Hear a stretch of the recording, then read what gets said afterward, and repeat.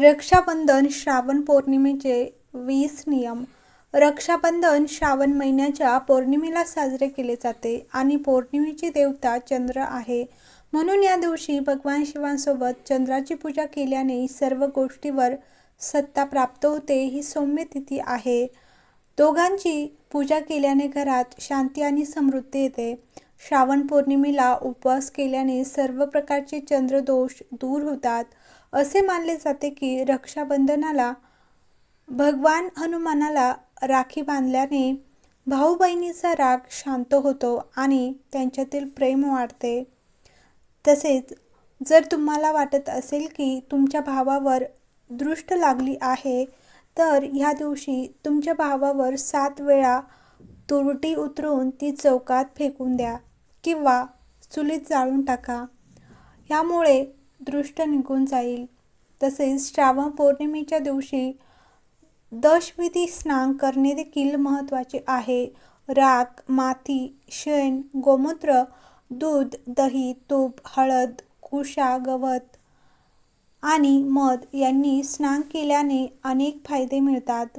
तसेच श्रावण महिन्यात हनुमानजींची पूजा करणे महत्त्वाचे मानले जाते, कारण हनुमानजी हे रुद्र अवतार आहेत. म्हणजेच भगवान हनुमान हे भगवान शिवांच्या रुद्र अवतारांपैकी एक आहेत.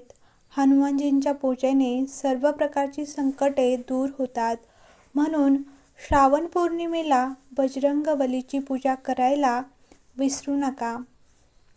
तसेच श्रावण पौर्णिमेच्या दिवशी पितृतर्पण, ऋषीपूजन किंवा ऋषीतर्पण करणे देखील शुभ मानले जाते.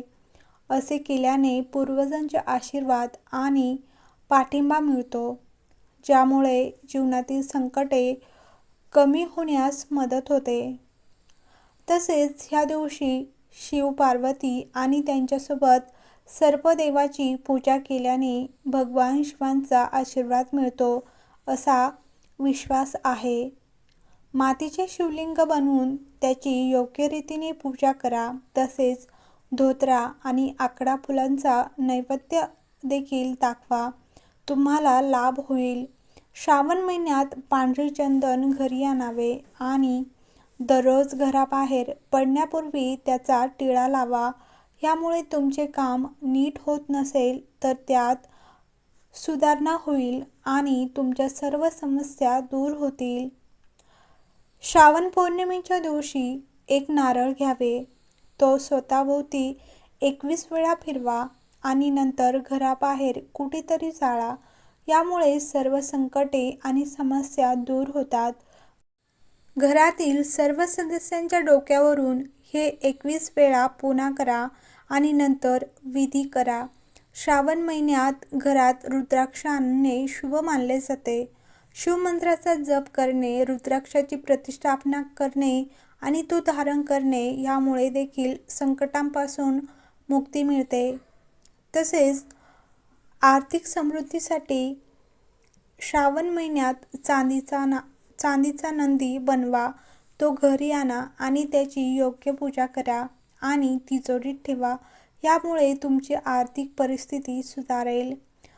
तसेच जो कोणी श्रावण पौर्णिमेला नदीचे पाणी आणून शिवलिंगाला अभिषेक करतो त्याला भगवान शिवांचा आशीर्वाद मिळतो.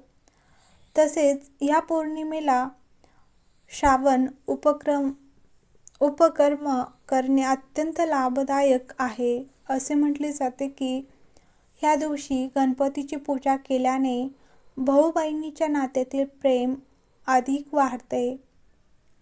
तसेच घरामध्ये नकारात्मक शक्तींचा वावर असल्यास किंवा सतत अप्रिय घटना घडत असल्यास श्रावण महिन्यात चांदीचा किंवा तांब्याचा त्रिशूळ स्थापित करावा. नंबर 16 आहेत कौटुंबिक कलह. तर कौटुंबिक कलह टाळण्यासाठी श्रावण महिन्यात पूजास्थानी तांब्याचे भांडे पाण्याने भरून त्यावर एक नारळ ठेवा आणि विधीपूर्वक पूजा करावी. तसेच वैवाहिक जीवन.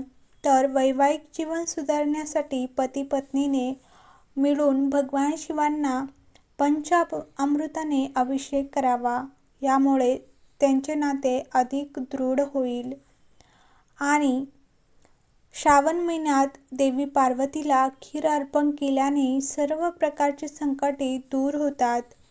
तसेच श्रावण पौर्णिमेच्या दिवशी आपल्या बहिणीला सर्व प्रकारची आनंदी ठेवल्याने आणि तिला तिची आवडती भेटवस्तू दिल्याने तुमच्या भावांच्या आयुष्यात हरवलेले आनंद परत येतो. या दिवशी सर्व भक्तांनी सकाळी पवित्र नदीत स्नान करावे. शक्य असल्यास या दिवशी भगवान शिवांच्या जटामधून उगम पावणाऱ्या गंगा नदीत स्नान करावे.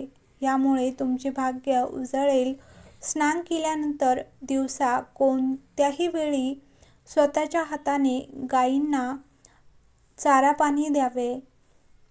तसेच श्रावण महिन्याच्या पौर्णिमेला भक्तांनी मुंग्यांना खडीसाखर आणि माशांना पिठाचे गोळे खाऊ घालावेत. शक्य असल्यास सकाळी लवकर पक्ष्यांना 5 प्रकारच्या धान्याचे मिश्रण खाऊ घालावे. यामुळे अनेक फायदे मिळतात. या कृतीमुळे तुम्हाला श्रावण महिन्याच्या पौर्णिमेला निसर्गाचा आशीर्वादही मिळेल. शक्य असल्यास श्रावण महिन्याच्या पौर्णिमेला गायीचे दान करावे. तसेच श्रावण महिन्याच्या पौर्णिमेला गोदान करणे विशेष महत्त्वाचे मानले जाते. गाय दानासाठी हा दिवस अत्यंत शुभ मानला जातो. गायीचे दान करणे शक्य नसल्यास तुम्ही किमान काही दिवसासाठी गायीची काळजी घेण्याची जबाबदारी घ्यावी. तसेच श्रावण महिन्याच्या पौर्णिमेला अनाथ मुलांना अन्न आणि वस्त्र दान करावे. या व्यतिरिक्त तुम्ही भुकेल्या गरीब किंवा गरजू लोकांना इतर कपडे देखील दान करावेत. शक्य असल्यास तुम्ही तुमच्या श्रद्धेनुसार गरिबांना पैसेही दान करावेत. ह्यामुळे तुम्ही त्यांच्या आशीर्वादासाठी आणि प्रार्थनेसाठी पात्र व्हाल.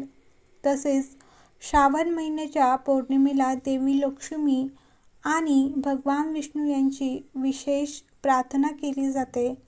म्हणून तुम्ही देखील ह्या पवित्र दिवशी देवी लक्ष्मी आणि भगवान श्रीहरी विष्णू यांची भक्तिभावाने पूजा करावी आणि त्यांना तुमचे नेहमी रक्षण व पालनपोषण करावे.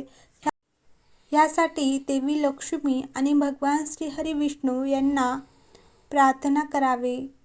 रक्षासूत्र म्हणजेच राखी बांधावी.